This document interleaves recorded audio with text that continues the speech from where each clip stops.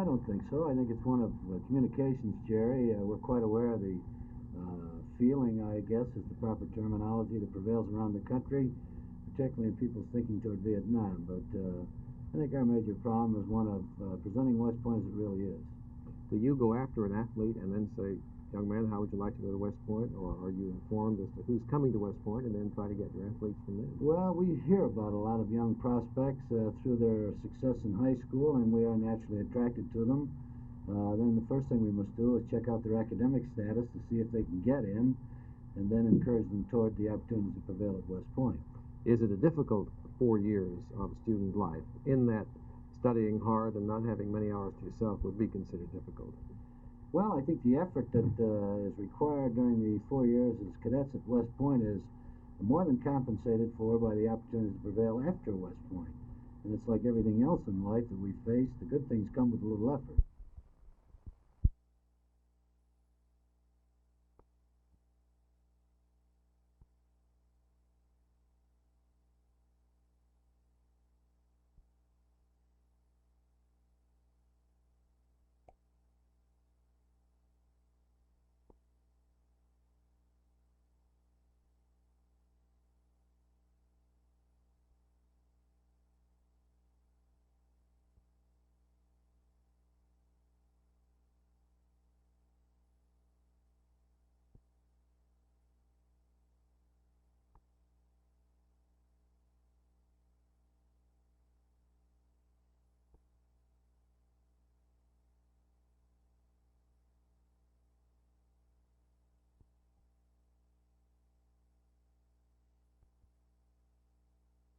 Two vacancies on the Tarrant County Water Control and Improvement District's Board of Directors will be filled in a county-wide election tomorrow. The 5 directors are charged with the responsibility of providing an adequate water supply for commercial and private consumers in Tarrant County. The district supervises 3 major reservoirs and owns the water in another. The reservoirs stretch from Lake Bridgeport on the north to the newly completed Cedar Creek Reservoir on the south. A major project to be supervised over the next 3 years is a 76-mile-long pipeline which will run from Fort Worth to Cedar Creek Reservoir.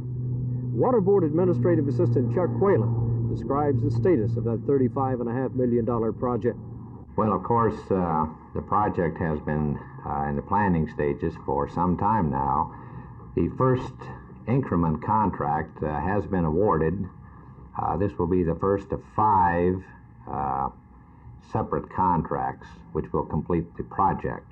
I think what we're probably most interested in is our timing here on the completion date.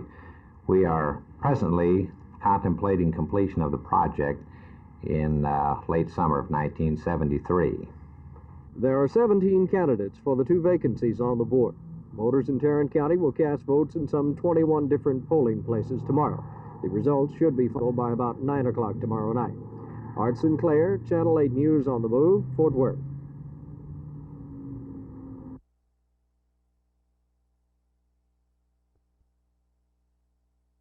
When press day arrives, you can count on it. The quarterback is surrounded by adulators, the split receivers and the defensive backs, the linebackers, the running backs particularly, all the focal point of much, much attention. But what about the poor offensive center? For the Cowboys, that man is number 51, Dave Manders. Dave, I looked around, there must be at least 25 to 30 television stations and a couple of hundred reporters, and the offensive centers are being ignored again. It's not fair, is it? Not by Channel 8. Here we are. I appreciate the plug. Do you ever get used to the anonymity of being down in the middle of that pile? No, you get kind of lazy, really. Nobody has their eye on you particularly, and it works out okay. I don't mind. You know, you've had a tremendous career with the Cowboys, and can you recall has there been any specific instance when you did generate a lot of publicity for the name of Dave Manders? No, I don't believe so, Verne. Only on the rare occasions when the center goes over the punter's head, huh? I'll take it back. We had one score that was 31-2 against the Giants back in '65, and the 2 points was caused by the center going over Don's head. So I guess at one time I did get quite a bit of publicity. Dave, obviously, though, you are an integral part of the Cowboy offensive line, which Coach Landry now refers to as the best they've ever had in Dallas. And it's an amazing thing because of the fluctuation you've had in the line. Don't you think? Yes, it is.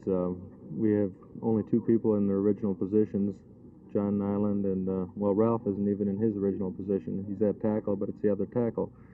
And I think what it just shows that we have some fine coaching. We're taught the basics as rookies, our second and third years, and once you learn the basics, you can fit anywhere into our offensive system in the offensive line. And I think it's a great tribute, such as last week for John Nyland pulled up lame with a Charlie horse in his leg, and a play was called from the sideline, came in, and it meant that John had to pull and trap on that particular play. We just switched in the huddle. Blaine went to John's place, and John went over to Blaine's place and ran the play from there and picked up about 8 yards. So it's a real good feeling. It's a feeling of confidence when you know you have this experience and versatility in the line. I would suppose, Dave, that things will not change for Baltimore, that you would go with what has brung you, as Darrell Royal might say. Yes, and I don't think Baltimore is going to change for us, and they're looking extremely well defensively. Defensive front four is very strong and aggressive.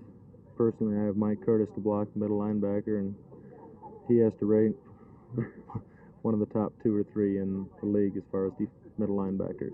It goes without saying, but best of luck to you. Thank you, Verne. Thank you. And thank you, Channel 8. Mandy will be there 6 days from today, in the center of the line, wearing his number 51, blocking on Mike Curtis. Look for him. He might appreciate it. This is Verne Lundquist, Channel 8 Sports, with the Cowboys in Fort Lauderdale, Florida.